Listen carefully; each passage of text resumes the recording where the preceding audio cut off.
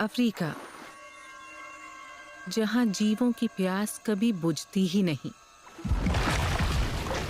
तालाबों पर हमेशा गतिविधि चलती ही रहती है।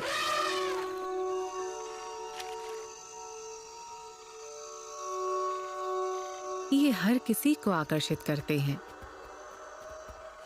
और इनमें इस कॉन्टिनेंट के सबसे खतरनाक जानवर भी शामिल हैं। हिप्पोज इलाके को लेकर आपस में लड़ते हैं। मगरमच्छ किनारों पर गश्त लगाते रहते हैं। यहाँ पानी पीना जोखिम का काम है, लेकिन फिर भी मिट्टी में नहाने के लालच से बचा नहीं जा सकता। इसमें गर्मी और पैरासाइट्स दोनों से राहत मिलती है।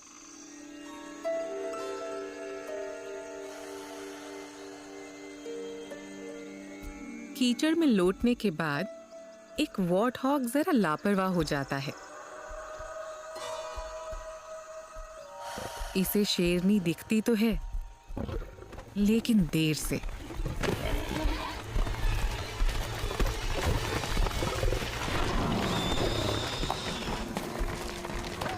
इस तालाब वाले बैटल ग्राउंड पर मौतें अक्सर होती ही रहती हैं।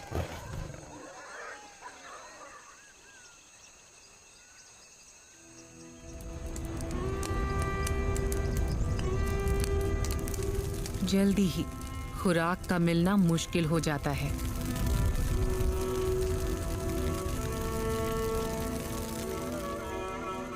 सूखे का मौसम आ पहुंचा है और घास की जगह ले ली है तपती हुई जमीन ने। अब तो शिकारी भी बेचैन होने लगे हैं।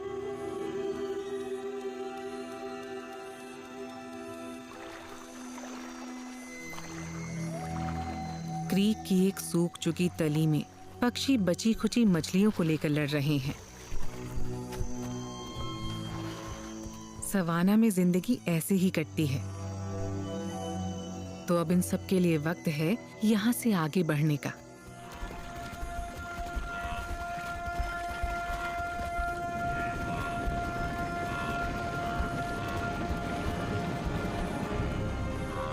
दुनिया के सबसे बड़े जमीनी माइग्रेशन के दौरान 10 लाख से भी ज्यादा विल्ड बीस्ट मसाई मारा के हरे भरे चरागाहों की तरफ बढ़ते हैं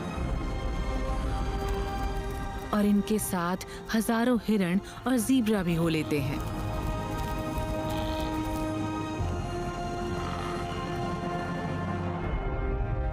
साथ मिलकर ये विशाल झुंड घड़ी की सुइयों की दिशा में चलते हुए तंजानिया और कीनिया की सीमाओं को पार करता है और करीब 500 किलोमीटर के इस घेरे को पूरा करने में इसे 1 साल लग जाता है।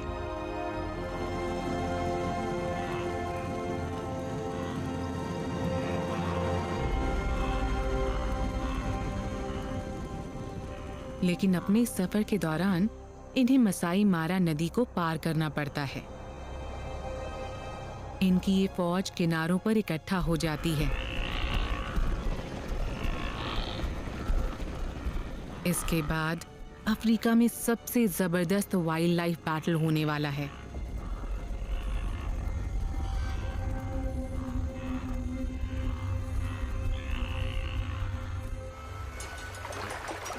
मारा नदी के पानी में मगरमच्छों की भरमार है।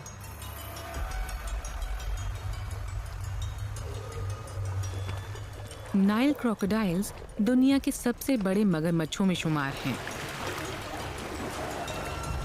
इन्होंने कई हफ्तों से कुछ नहीं खाया है और ये इसी पल का इंतजार कर रहे थे।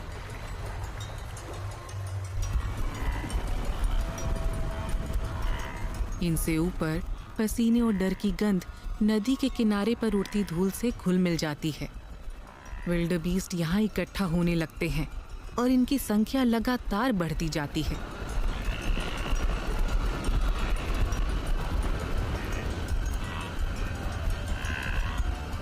आखिर में अब इनके सामने एक ही रास्ता बचता है।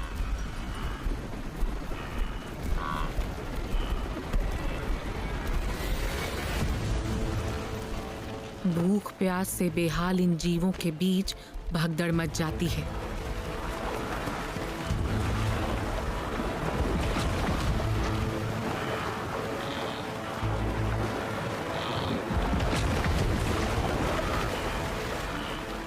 नदी का बहाव तेज है।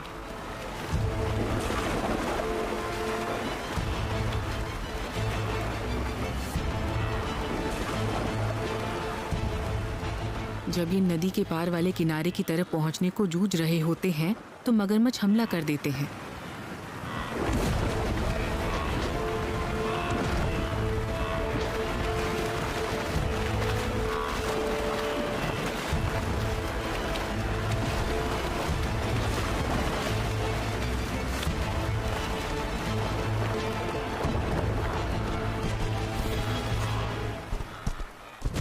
कुछ जीव इन विशाल रेप्टाइल्स के जबड़ों में समाकर खत्म हो जाते हैं,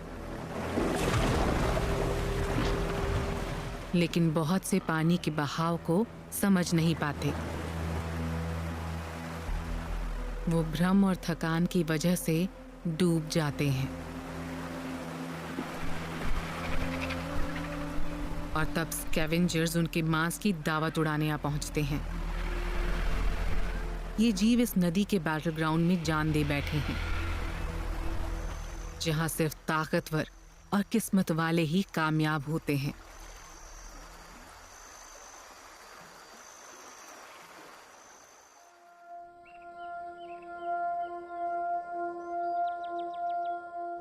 कठोर परिवेश और चरम परिस्थितियों में दुनिया की सबसे अनूठी लड़ाइयां देखी जा सकती हैं। बेरहम वातावरण में जिंदा रहने के लिए ढलने की काबिलियत और हर छोटे बड़े मौके को भांपने की खूबी चाहिए। बेशक सोनोरन डेजर्ट खूबसूरत लगता है, लेकिन गर्मियों में दिन के समय ये किसी भट्टी की तरह तपता भी है। यहाँ पर तापमान 80 डिग्री सेल्सियस तक रिकॉर्ड किया गया है। सोनोरन डेजर्ट दक्षिण पश्चिम अमेरिका और मेक्सिको के उत्तर पूर्व में बहुत ही कम बारिश वाले इलाके में मौजूद है। पहाड़ों से घिरे इस इलाके तक आने से पहले ही बादल अपनी नमी खो देते हैं। इसलिए सोनोरा दुनिया की सबसे सूखी जगहों में से एक है।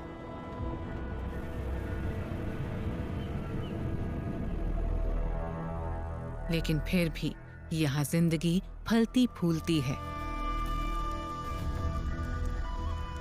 यहाँ का अनोखा वातावरण और इलाका रेगिस्तान में रहने वाले लचीले जीवों के लिए एक इकोसिस्टम को कायम रखता है। और यहाँ कुदरत उन्हें जो कुछ देती है वो इसका पूरा फायदा उठाते हैं।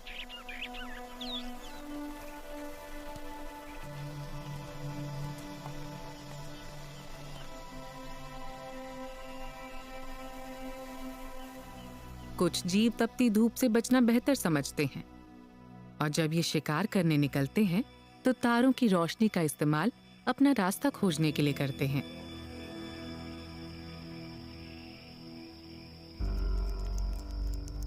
एक विंड स्कॉर्पियन रेत में घूम रहा है। शाम की तेज हवा की ही तरह ये भी तेज और खतरनाक शिकारी है।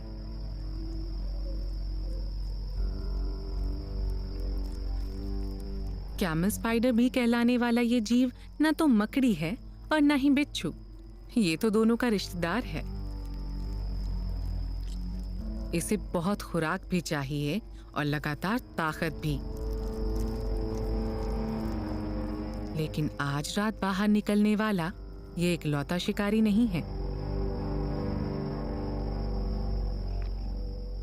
एक जायंट हैरी स्कॉर्पियन की नजर इस पर पड़ी है। ये वाकई एक बिच्छू है और ये नॉर्थ अमेरिका में सबसे बड़ा बिच्छू होता है। साथ ही ये स्थानीय माहौल में होने वाले बदलावों के प्रति ज्यादा संवेदनशील होता है।